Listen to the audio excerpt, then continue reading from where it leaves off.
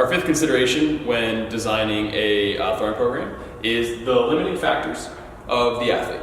All right, so this could be strength, power, mobility, something in the mechanical analysis. All right, it could be any one of those things. So that's going to take our big focus for the program, right? So if an athlete's extremely weak, we want to bring them up to some kind of baseline strength before we move on to focus on something like power, for example, right? Because if we think about our relationship between strength and power, strength is the glass and power is the liquid inside the glass. So you can really only have as much power as you have strength. So we need to kind of focus on that before we can focus on anything else.